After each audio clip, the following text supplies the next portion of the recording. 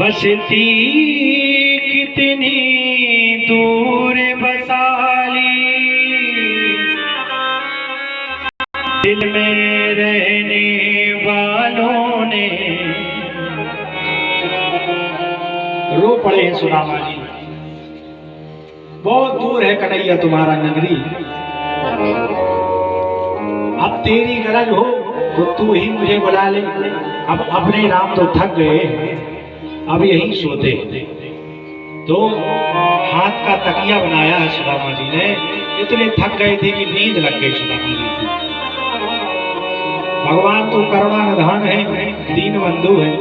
भगवान को तो सब पता है कि सुदामा जी आज आ रहे हैं, तो भगवान ने योग माया से सुदामा जी को द्वारका में बुला दिया। सुबह जब सुदामा जी के नेत्र खुले हैं तो बड़ी भारी नगरी है, चहल पहल मची है। सुदामा जी ने पूछा, भैया ये कौन सी नगरी? बोले ये द्वारका है। बोले अच्छा। मन में सोचा हम तो वहां थे, यहाँ कहाँ से आ गए? बोले भैया यहाँ हमारे एक मित्र रहते हैं, कन्हैया नाम है उनका। बोले कन्हैया, और कोई नाम है उनका? बोले अब सुना है वो यहाँ के राजा बन गए। अरे बोले इज्जत से नाम लो। अब वो अनंत श्री समलंकट छत्रपति राजपति धर्म सम्राट चक्रवर्ती सर्वेश्वर श्री श्री 1008 श्री महाराजाधीराज द्वारकाधीश्वर श्री कृष्णचंद्र सिंह सरकार, ऐसे नाम लो उनका। खबरदार अब कन्हैया बोला, राजा का कोई ऐसे नाम लेता? बोले हाँ भैया, आप तो ये बता दो वो मिलेंगे कहाँ? पथिक ने रास्ता बता दिया। बोले इधर चले जाओ, मिल जाएंगे। तो द्वार पर पहुंचे हैं भगवान के श्री सुदामा जी। द्वारपाल को अपना परिचय दिया है। द्वारपाल भगवान के पास आए हैं और द्वारपाल परिचय देते हैं। शीस पगा न झगा तन पे, प्रभु जाने क्यों आई बसे के ही ग्रामा। प्रभु कोई आया है, धोती पट्टी सिलटी दुपट्टी और पायों पान की नहीं शान। फटे से कपड़े पहने हैं, बहुत दुर्बल है, लाठी को लिए कप रहा है, लगता है बहुत दिन से थका हुआ है प्रभु। फटे कपड़े पहने हुए हैं। द्वार खड़ो ध्वज दुर्बल एक, रहो चकिसो वसुधाय अभिरामा। पूछत दीन दयाल को धाम, बतावत आपनो नाम सुदामा। प्रभु आपका नाम का पूछ रहा है और नाम अपना सुदामा बता रहा है। जो ही भगवान ने सुदामा नाम सुना, भगवान तो इंतजार ही कर रहे थे सुदामा का। तो सिंहासन से कूदे और भगवान दौड़े हैं सुदामा के लिए। इधर सुदामा जी सोच रहे हैं कि भैया बड़े राजा हैं, बहुत काम रहते होंगे, अभी तक मेरी आवाज वहां तक पहुंची होगी कि नहीं, मेरा द्वारपाल ने जाकर के बताया भी होगा कि नहीं। अब व्यस्त रहते हैं, बहुत देर हो गई है, कोई बात नहीं। तो भगवान का इंतजार करने के बाद जैसे ही मुड़कर के जाने लगे तो पीछे से भगवान ने आवाज दी, अरे ओ सुदामा। ज्यों ही भगवान की आवाज इनके कानों में पड़ी है, सुदामा जी को जैसे ही प्रभु ने देखा है, हृदय से लगाया है। सुदामा जी रोने लगे, भगवान भी रोए हैं।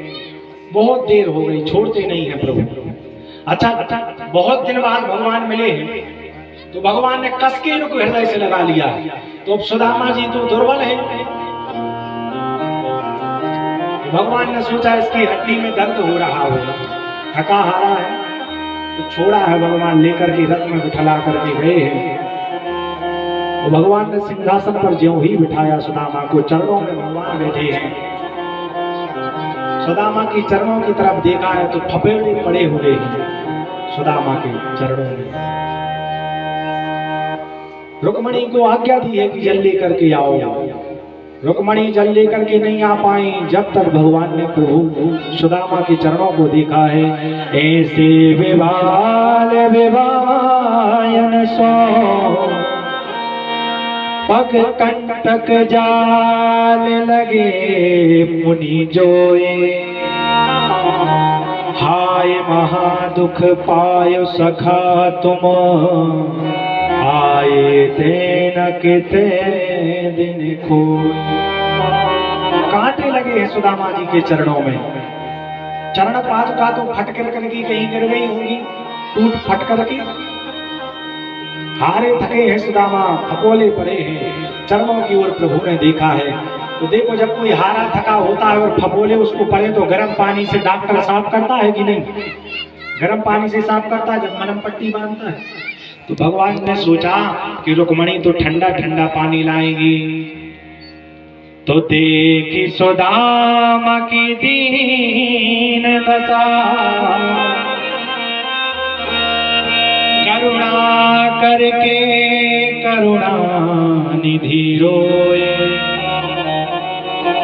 पानी परात को हाथ छुओ नहीं, नैनन के जल सो पग धोए।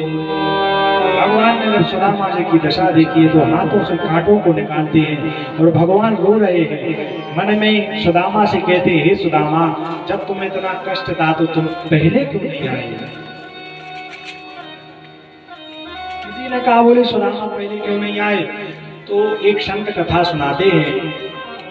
हजारों शिष्य पढ़ते हैं सांदीपनि के आश्रम में। तो कभी कभी शिष्यों की ड्यूटी लगती है ईंधन लाने के लिए, लकड़ी लाने के लिए जंगल से। तो एक दिन कृष्ण सुदामा की ड्यूटी थी। इधर दुर्वासा ऋषि आए हैं और दुर्वासा ऋषि ने गुरु माता से भिक्षा मांगी है। बोले, माते बहुत जोरों से भूख लगी है, कुछ खाने को है क्या? तो गुरु माता ने देखा अंदर तो कुछ खाने के लिए था नहीं। कभी कभी बड़े बड़े आश्रमों में कमी पड़ जाती है। थोड़े से चने रखे थे। तो बोले, अभी सुदामा कृष्ण जाएंगे, इनको खाने के लिए क्या दूंगी, बच्चे हैं। तो मना कर दिया। बोले, महात्मन खाने के लिए तो कुछ नहीं है।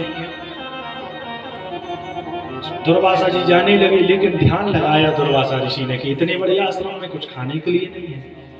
तो समझ गए कि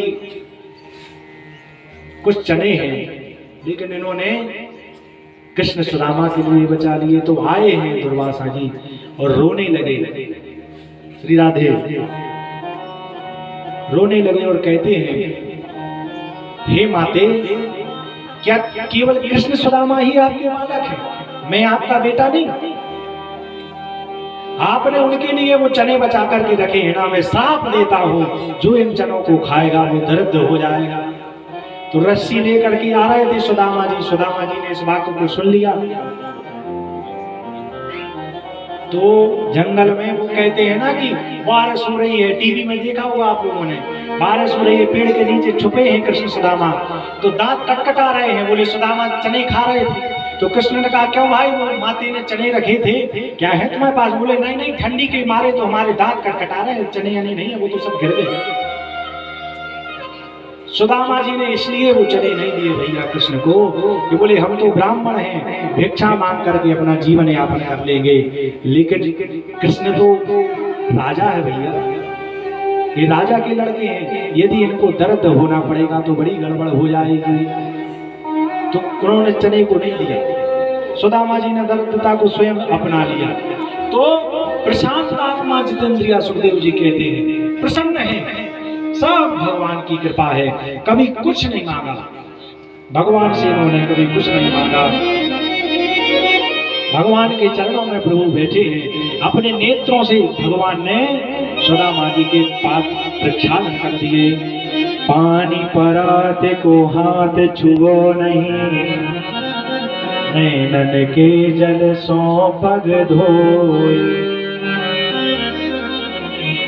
अरे रुक्मणी जी तो आकर के जल को लेकर के खड़ी रही। जब यह दृश्य देखा है कि चरणों में प्रभु बैठे हैं और रो रहे हैं, हाथों से कांटों को निकालना जब नहीं हो रहा है तो अपने दांतों से कांटों को निकालने लगे प्रभु। यह दृश्य जब रुक्मणी ने देखा है तो सोचने लगी कि मनेन कृतम पुण्यम अभूतेन भिक्षुणा, ये कौन है अवधूत जिसके चरणों में बैठ करके भगवान नेत्रों से इसके चरणों को धो रहे हैं। देखो कोई दरिद्र व्यक्ति होना जिसके पास में कुछ नहीं होता, जिसके पास में लोग बैठना भी नहीं चाहते, संसार के व्यक्तियों की ये दृष्टि है भैया, जिसके पास में कुछ नहीं उसको लोग अपने विवाह शादी उत्सव में बुलाते भी नहीं। बोले उसके पास में क्या है, वो क्या देगा, फ्री का खाने आएगा, इज्जत भी नहीं होगी।